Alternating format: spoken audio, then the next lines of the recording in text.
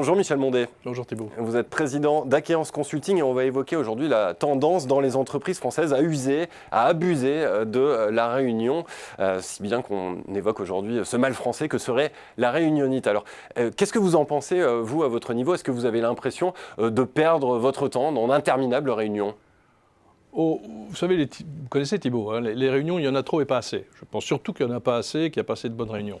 Pas assez de bonnes réunions. Puis le mal français, vous savez, vivez un peu en Allemagne, faites travailler avec des Allemands, vous allez voir, pour tout et rien, il faut réunir 10 personnes. Donc, et pour autant, l'Allemagne marche plutôt bien, je pense. Alors, expliquez-nous un peu, dites-nous-en un peu plus, parce que pas assez de réunions, ça peut choquer. On parle de réunionnite encore une fois. Oui, je sais bien, mais si vous voulez, les réunions qu'on vit très souvent sont à la fois mal organisées et mal pensées. Si vous voulez. Elles sont mal organisées de manière assez évidente et patente parfois, parce que vous n'avez pas d'horaire de début, vous n'avez pas d'horaire de fin, les gens arrivent en retard, c'est le fameux quart d'heure d'Île-de-France de je ne sais pas où, ça n'a rien à voir avec l'heure, il faut être à l'heure, finir à l'heure, il faut qu'il y ait une organisation, une salle prête, etc. Alors évidemment, quand c'est pas ça, tout le monde se précipite sur ses smartphones, on voit des textos sous la table, on passe sa réunion comme ça, et la réunion s'effiloche et personne n'est content. Les participants ont trouvé ça interminable, l'orateur n'est pas content, et on n'a pas eu effectivement une bonne réunion. Alors vous avez dit mal organisé, vous avez dit mal pensé aussi. Oui, mal pensé, parce que je pense que, si vous voulez, les réunions, il faut qu'elles aient un vrai sujet. Un comité de direction, c'est pas fait soit pour refaire la stratégie tous les 8 jours, soit pour que chacun lise son agenda sur son iPhone, si vous voulez.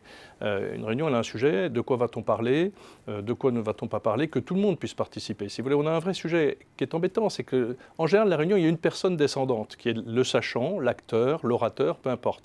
Cette personne-là, elle est seule avec un peu des Claudettes, si vous voulez, autour de lui ou autour d'elle, mais un peu confit, comme pour les fruits, si vous voulez. C'est un peu le sirop qui va avec, quoi, hein, si vous voulez. Donc il y a en fait un sachant au milieu, un orateur au milieu, et le reste sont plutôt là pour confire l'orateur. Hein. Et il n'y a pas une véritable participation de l'ensemble des acteurs autour de la table. Alors comment est-ce qu'on peut renforcer cette collégialité et donc renforcer l'attention des participants ?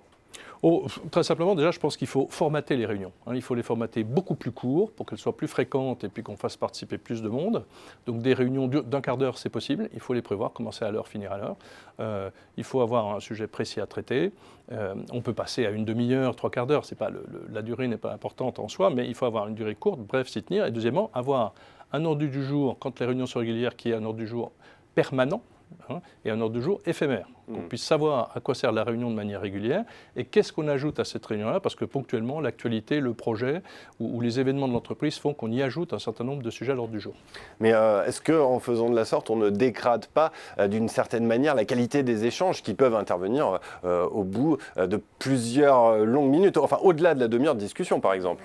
Oui, vous avez on va parler raison. De brainstorming, par exemple. Oui, les brainstorming, c'est plus long. On peut très bien dire qu'une réunion trop courte tue la réunion, etc. Vous avez un peu raison. Vous avez raison, mais cela étant dit, il faut aussi revoir le contenu et le sujet de la réunion. Le vrai sujet d'une réunion, c'est quand même son sujet. Et ce n'est pas tautologique, si vous voulez. Hein. Et je pense, par exemple, vous voyez, il y a beaucoup de réunions qui sont mésestimées, sous-estimées, et qui tiennent au débriefing, qui tiennent à faisons le point sur le projet, faisons le point sur le mois passé, sur l'année passée, sur la semaine passée. On accorde un petit peu trop de temps à demain et pas assez à hier, si vous voulez. Hein. Les débriefings de post-mortem sur les projets, Dieu sait si j'en vois passer dans les projets du cabinet, sont rarement valorisés et rarement bien préparés. Et alors comment ça se passe chez Aquéance ? On ne fait pas vraiment exception, Thibault. Si vous voulez, on a un peu de mal à faire nos réunions de post-mortem sur l'émission, on a un peu de mal à faire nos réunions hebdomadaires pour la gestion du cabinet, etc.